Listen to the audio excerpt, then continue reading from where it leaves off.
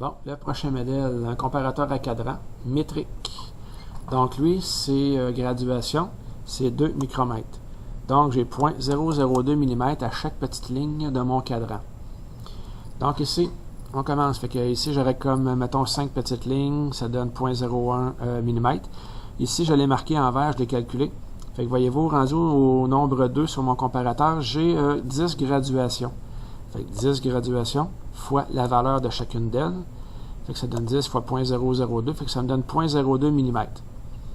Fait que là, je suis allé un petit peu plus loin après ça. Fait que je suis arrivé à 5 ici. J'avais 25 graduations fois 0,002. Ça me donnait 0,05 mm. Je suis allé en chercher un autre petit dernier ici. Rendu à 9 plus 2.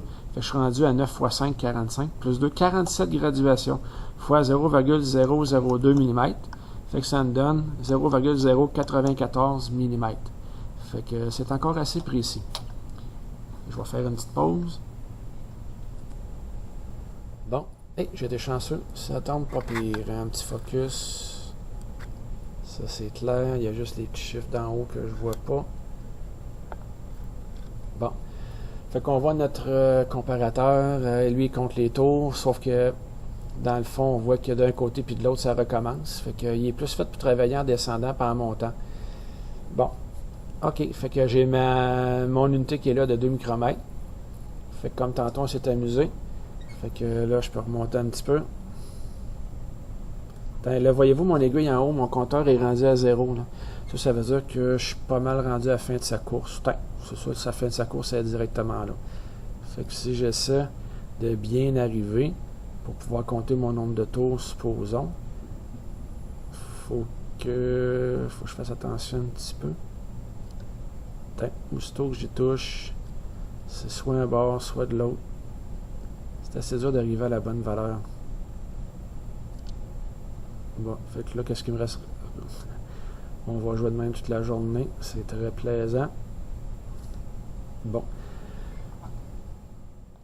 Le cadran, celle-là, j'avoue qu'il est assez raide à tourner.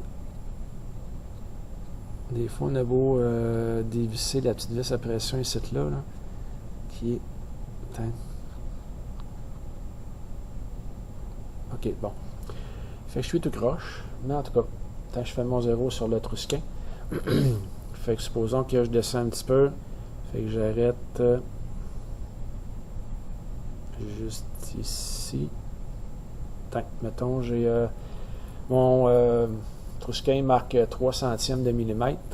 Sauf que là, il est juste qu'il n'est pas capable d'être aussi précis que mon comparateur. Fait qu'on serait rendu comme à 10, 11, 12, 13, 14 lignes. Fait que je serais à 0,028 mm. 0,028 mm. Fait que si on continue, mettons que... Comme tantôt, j'étais à peu près dans ce coin-là. Je disais que j'étais à 0,094. Là, je serais à 0,09. Si on continue mon 0,094, ben, il serait, mettons, 0,0... Mon Dieu, j'étais allé trop vite. 0,098 qu'on serait rendu en millimètres. Fait que c'est le modèle métrique qui fonctionne comme ça. Donc, c'est tout pour celui-là.